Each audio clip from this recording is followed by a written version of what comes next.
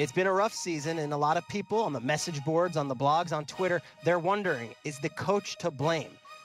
Do you care to comment? It's not that I think that's Jeff Fisher's fault that we went 3-12-1 in my first season as being the owner of the St. Louis Rams. I think there are another couple of variables that we have to take into account, but you can see I decided to simulate through the rest of the season because nobody wants to see me play through a losing season. So in the offseason, I targeted Richard Seymour in free agency along with Jeff Schwartz, who I desperately needed an upgrade for left guard. So I went ahead and I signed him as well. And you can see my main priority was going to be the offensive line. I'm going to go ahead and I'm also going to sign, well, attempt to sign Ben Tate, formerly of the Houston Texans, if he comes to my team. And of course, I need to bolster the strong safety position because the Rams had a very weak strong safety last year, and I might also target one in the draft as well. So I'm going to go after Hussein Abdullah. So over here you can see Ben Tate decides to come over to the Rams. That's going to be a huge upgrade. We also get Jeff Schwartz and Hussein Abdullah to come through as new members of the St. Louis Rams. So now I'm also going to bolster the guard position with the first pick of the draft. Andrew Norwell, I was thinking of drafting him. I saw his development. I really liked it. And I know I signed Jeff Schwartz as well.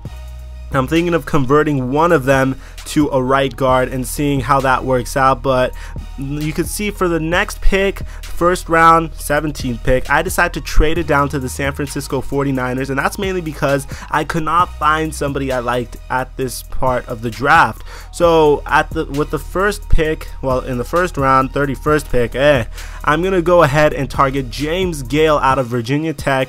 He's very good physically, he has good height, and I liked his potential. So we're definitely gonna get some help on that defensive line. We're not even out, we're officially in the second round now, and over here I'm thinking, okay, let's go back and address that offensive line. I see Kevin Graff and I decide to draft him, bring him onto our team, get Sam Bradford some good protection, because you could tell last year I was getting sacked like no other. In the third round, I went ahead and I drafted another safety, Isaiah Lewis. So we addressed that safety position once again, and now I'm back on the clock with the San Francisco 49ers pick, which I traded for. So what's this going to become? Well, I also scouted another halfback. This is kind of a reach. Silas Redd had superstar potential.